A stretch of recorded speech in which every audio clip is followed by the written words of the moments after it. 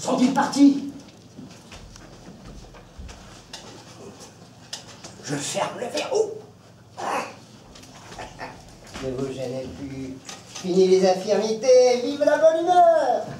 Ah, richesse, ma richesse, ma richesse.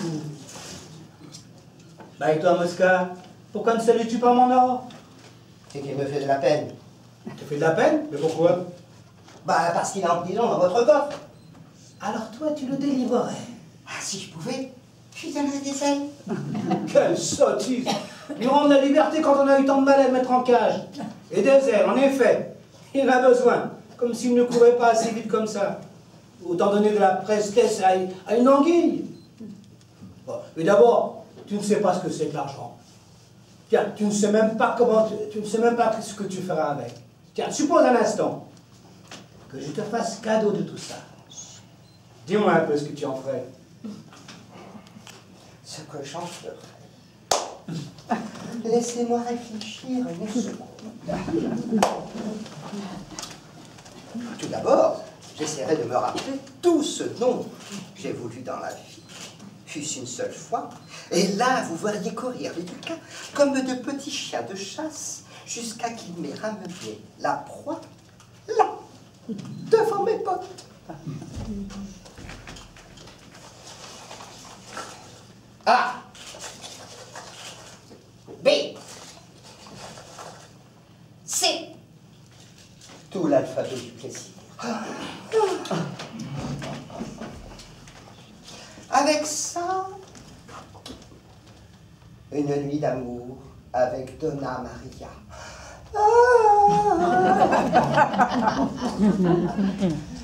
Avec ça, une noce puissante avec des copains, de gentils agneaux de bamboche. Avec ça, un habit de brocart, comme on porte le roi de France, pour affrioler les femmes. Avec ça, un poème de la reine, qui me donnerait de l'esprit, et qui me rendra célèbre jusqu'à la cour de Rome.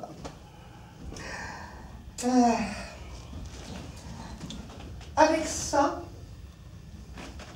mon portrait, peint par les scienticiens, l'immortalité.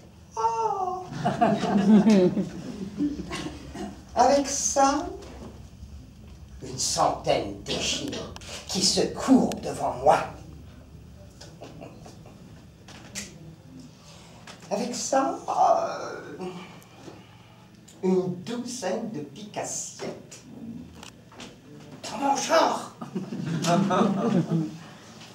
Bien buvant et bien disant. Avec ça, un voyage en Turquie, sur une caravelle couronnée. Avec ça,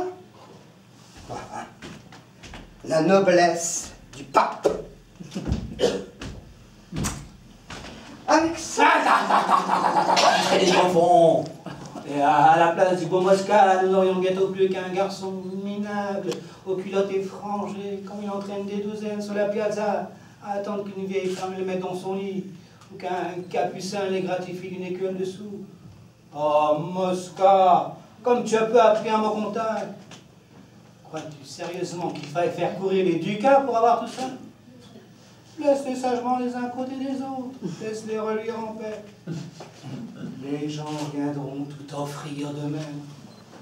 Tu verras les femmes rentrer vers ton lit.